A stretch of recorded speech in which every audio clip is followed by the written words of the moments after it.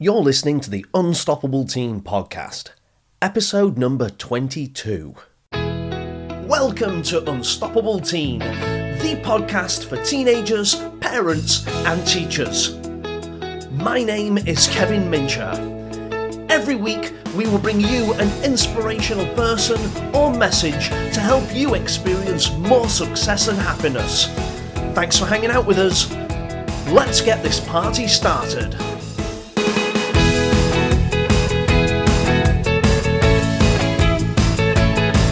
Hello, Unstoppable Nation, it's Kevin here. Welcome to the show. In this episode, I'm going to show you how to end the year positively and start the next year on fire. Now, people say to me oftentimes, Kev, you're so lucky. They hear about my life experience and say, you're so lucky to do the things that you get to do through your work, through your family and friends, your hobbies, your travel overseas and around the world. You're so lucky. And I say to them, what, you think the universe, God, whatever you happen to believe in, looks down on me and says, Kev, you can have whatever you want, but no, not everyone else. That's not how it works. You see, life, in my opinion, is what you make it. And a lot of people seem to just drift through a year hoping that good things will happen. Well, I'm not like that. I developed a habit at a very young age when I was in my teenage years of starting each year with some intentions, or in other words, with some goals. So I had a focus for the months ahead where I knew that there were certain things that I wanted to have, do, and experience. And then I'd spend my year doing my best to accomplish and to experience those things. Well, when you then get to the end of the year, it's really important that you review your year.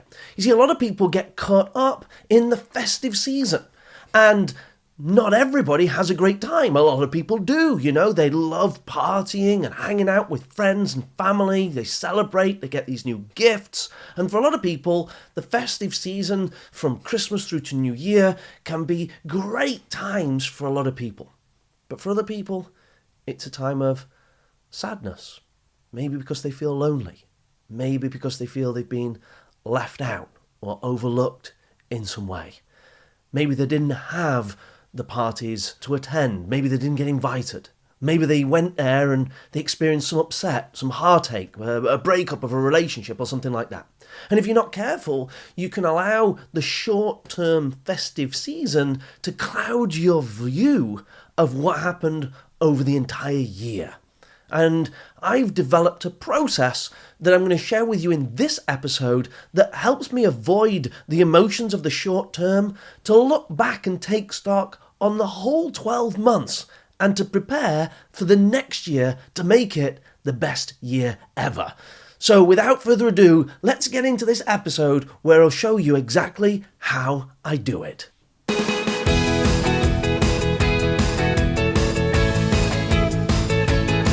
So here's what I do to end the year positively and start the next one on fire. The first thing I do is I get my diary out from the year. Now, if you don't do this already, I want to encourage you to keep a diary, keep a journal, keep a calendar. You might keep it on your phone, you might keep it on your laptop, your tablet. It could be even old school and a paper version. But whatever you do, keep a record of your experiences throughout the year. Why? Well, many of us have learned that we can't come to trust our memory.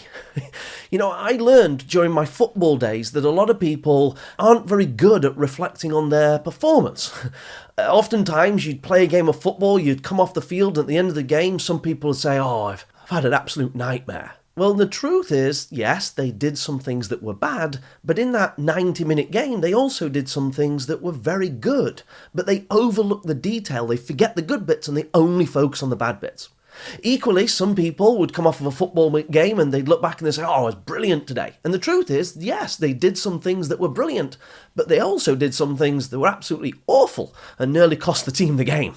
And so instead of just grossly generalising about your football match, or in this case, grossly generalising about your year, it's important to look at the individual details. I don't want you to come to the end of this year and grossly generalise that, it's been terrible, it's been a shocker, it's been awful, I hated it. Because the fact is, if you look close enough, no matter how bad your year was, some good things happened this year. And I also don't want you to go generalizing about your year going, it was amazing, it was brilliant, without looking at the details of where you could actually improve. So the first thing that I do is I get my diary out and I go all the way back to the beginning of the year, to the first day of the year. And I slowly take my time, maybe take me half an hour to an hour, to work my way through the diary. And what I'm looking for as I'm working my way through the diary is I'm looking for the highlights.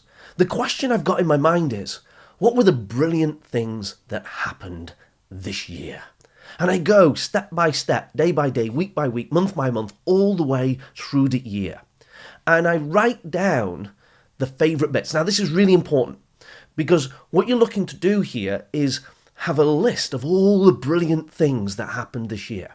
The things that you were grateful for, the thing that made you laugh and that made you smile, the times when you were hanging out with loved ones, with friends and with family, the times when you felt some adrenaline and a sense of excitement, the times that you were happy. And you're looking for all those occasions. And whether that was at work, at school, in your leisure time, whether it was on a holiday or a vacation, whether it was during the week or at weekends is irrelevant. You're just looking, you're asking yourself that question, what were the good things that happened this year? And as you go through, you start to write a list. And the reason you want to write a list is because what you want to do is you want to create a positive, what I call emotional flood. When you start to write down all of these things, you start to realize how brilliant your life is, and it becomes really inspiring. Like, I just did this exercise right before recording this episode of the podcast. And I couldn't believe the year that I'd had and so many of the things that I'd forgotten. You know, I've been so caught up and stressed recently. I've had all these deadlines of things to get done before the end of the year. I don't feel like I've had as much time to relax and play and have fun as I might like. And if you just asked me, Kev, how was your year? It would have been easy for me to say, well, okay, you know, I've probably worked too much this year. But that's too much of a gross generalization. I went all the way back to January, and here's what I discovered. Yeah, I did work a lot this year. I mean, I presented 98 seminars with students and teachers this year. No wonder I'm tired. I also embedded programs in 6 different schools and companies. I was asked to create 2 programs for the Chamber of Commerce. One was on financial literacy and one was on career skills. All of these were highlights of the year for me in my work life. I created a new video series called Boost. I wrote a new book. I created a new app. I made the commitment to creating a weekly blog at unstoppableteen.com, and we created this brand new Unstoppable Teen podcast. I started work on a new program called The Best Year Ever. And they were, if you like, my work accomplishments. They're the highlights of my professional year. But then I thought, well, what about my fun? What about my friends, my family? This year, I got to go to the Comedy Store and watch some stand-up comedy. I went to a music gig by Robbie Williams, another one by Jake Bugg. I went to the Leeds Music Festival. I went and played golf with one of my best friends, Paul, and a mentor of mine called Scott. I went and travelled overseas to Oman in the Middle East. I did 3 weekend trips to London. I visited family in Bristol twice. I went to Portugal for a week. I went to France for a month. And I went to a festival in Edinburgh. So much fun. I went to the new Star Wars movie. I forgot all about that without looking at my diary. I had a reunion with my old friends that I used to play football with at Sheffield United. I had friends from America come to visit me twice, and I got to show them around my hometown. I went to a football match that was Bradford City against Sheffield United. It was a 3-3 draw. It was also my mum's 70th birthday, and we had a great surprise party for her with my sister and my nephews, my mum, my dad. It was a great occasion. I'd forgotten about a lot of those things. But then, just before I came to record this, I got out my diary, started looking through my year, and realised it had been a great year. I mean, really, if I'd done half of those things, it would have been a great year. But the problem is, if I'd have only focused on what's happened in the last month, I would have said, it was okay, probably worked too much. What a great year! I can imagine you're listening to this going, oh, thanks, Kev. Thanks for telling me how brilliant your life is, you know. What a big head. No, please understand, I didn't share my highlights of my year to say, isn't my life wonderful? That's not what you need. No, I shared it with you just as an example of the exercise. I shared it with you because I've been feeling like I'm overworked and tired recently. And by looking back at my diary, I've been able to reignite my passion and my excitement and love for life because of all the amazing things that happened this year. So what we're looking to do here, the technique is called an emotional flood. In other words, you flood yourself emotionally with positive memories, with all these wonderful experiences. And as you let them settle in, you recall the memories, you feel it again, you become really grateful for the life that you've got. So here you go, folks. For step 1, get out your diary and go all the way through the year and remember everything that was brilliant that happened this year. Now, you might be saying, but Gav, I haven't got a diary. I didn't keep one. Well, that's okay. Go get a calendar and in your own mind, go all the way back to January and go, what did I do in January? What were the good things that happened in January? Then go to February. What were the brilliant things that happened in February? Then go to March and work your way all the way through the year, making a big long list of all the highlights of the brilliant things that happened over the last 12 months. Go for it!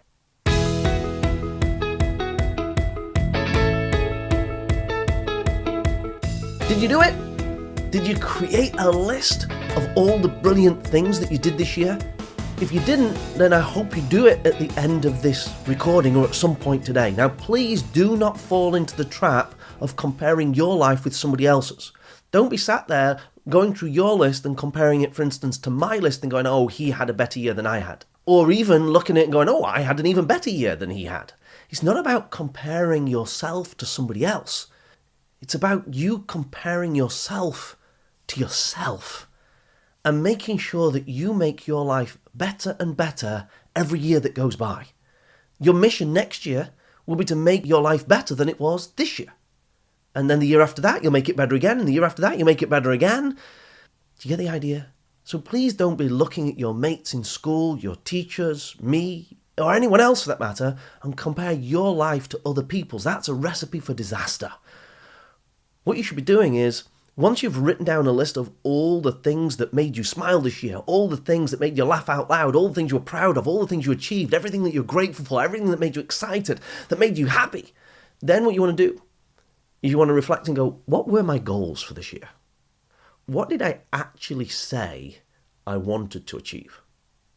That's what I do. After I've written down all the highlights of the year, I then say, well, what did I actually say I was going to do? Did I do it? And so you look at the goals that you set. Now, you might be saying, I never set any goals. Well, we'll make sure we change that for next year. It's really important to have some outcomes, some aims, some targets that you want to achieve each year. And so I look back at some of my targets and I did some of them, but I didn't do all of them. And that's okay. You don't have to achieve everything to still experience happiness. I'm so proud of many of the things that I did this year, even though I didn't hit all of my targets. This year was still a great year. So step 1, you've already done, or I've already told you how to do it, which is about going through the whole year and remembering everything in the year that was great, that made you happy, that made you smile. Everything that you're grateful of, everything that you're proud of, all the way through. Go month by month, go all the way through and make a big long list. Step 2, you have to reflect on what were the goals that you actually set and did you actually achieve them? And then we get to do step 3. And step 3 is where you ask yourself, what did I learn this year? You see, we have winning experiences and we have learning experiences. A lot of people think you're going to say, we have winning experiences and we have losing experiences. No, we don't. We don't have losing experiences.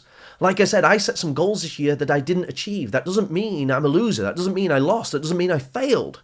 It means I've got to learn something so that next year I can make it better.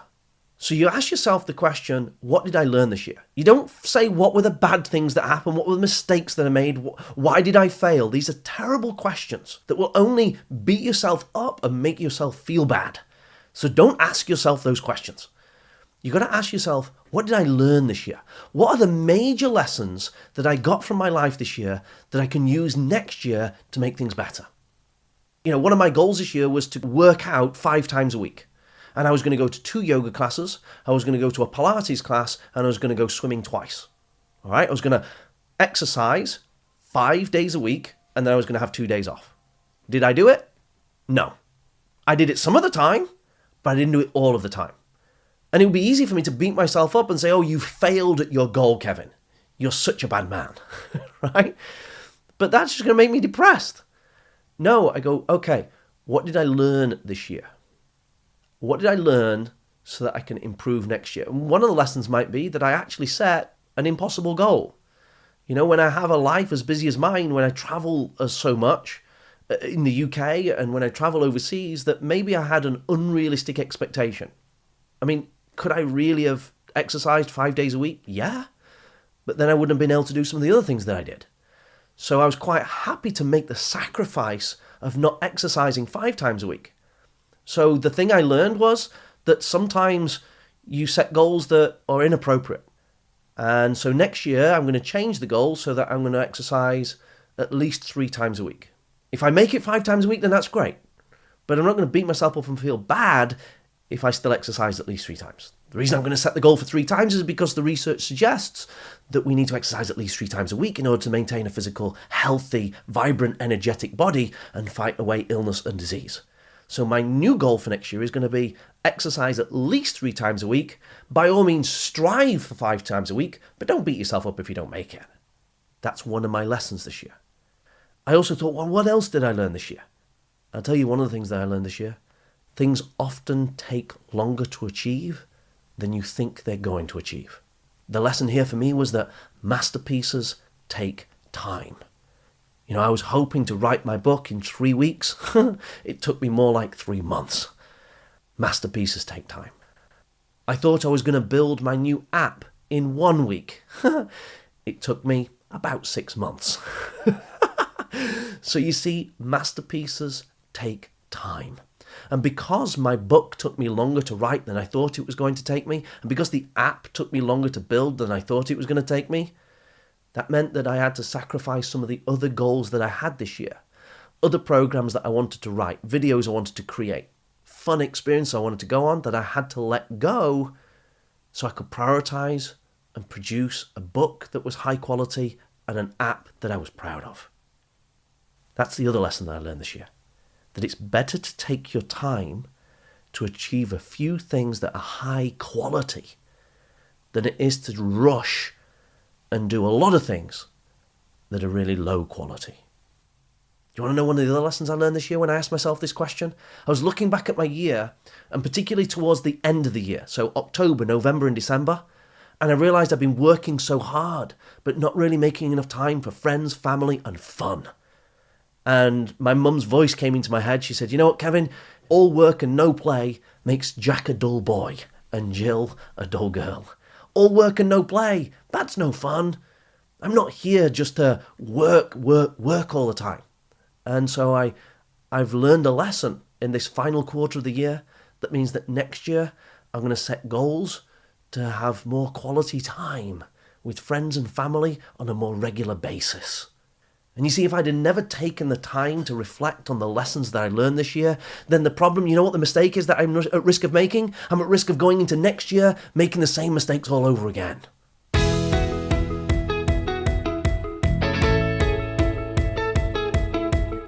There you go, folks. They are the steps that you go through to end the year positively and start the next one on fire. Do you want me to do a review? Well, here it comes. First of all, step 1, as the year is going on, you need to keep yourself a journal or a diary. Don't just trust your memory to remember the good things that happen each week and each day. Take little notes each day of all the things that made you laugh, that made you smile, that you're proud of, that you achieved, that excite you, that make you happy, and write them down.